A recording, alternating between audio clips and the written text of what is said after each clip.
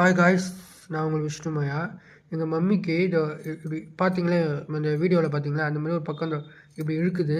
இது எதனால் இழுக்குதுன்னே தெரில. இது நிறைய ட்ரீட்மெண்ட் பண்ணி பார்த்தாச்சு, நிறைய ஹாஸ்பிட்டல்களும் போய் பார்த்தாச்சு. டாக்டரே வந்து கன்ஃபியூஸ் ஆகுறாங்க. என்ன தான் ட்ரீட்மெண்ட் எடுத்தாலும் அது அப்படியே இழுத்துட்டு தான் இருக்குது.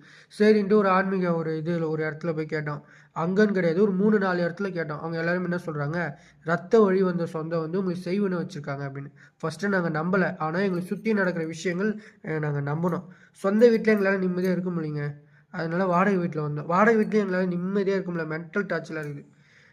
இந்த சொந்தக்காரங்கலேருந்து தெரிஞ்சவங்க தெரிஞ்சு எல்லாருமே வந்து எங்கள் மனசை கஷ்டம் தான் பார்த்துறாங்க. மென்டல் டார்ச்சராக இருக்குது. பைத்தியம் பிடிக்குது என்ன. பார்த்தீங்களா வீடியோவில் எங்கள் மெம்மிக்கே இப்படி இருக்குது.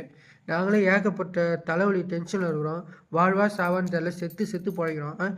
எங்கள் மனசையும் வந்து சில பேர் வந்து காயப்படுத்துகிறாங்க, கஷ்டப்படுத்துகிறாங்க. அப்படியே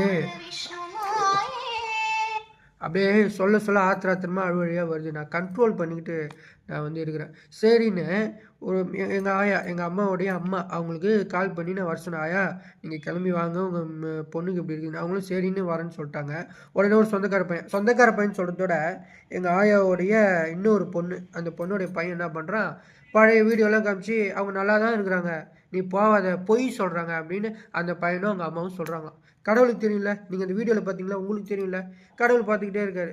நம்ம உண்மை இந்த தம்பி யாராக இருந்தாலும் சரி, இது வந்து கவரிங்க.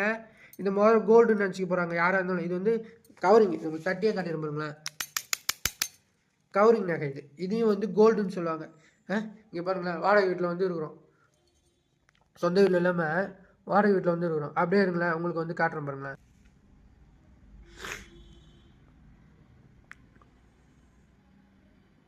பார்த்தீங்களா எப்படி இருக்குதுன்னு. இந்த கை வந்து கண்ணு வாயும்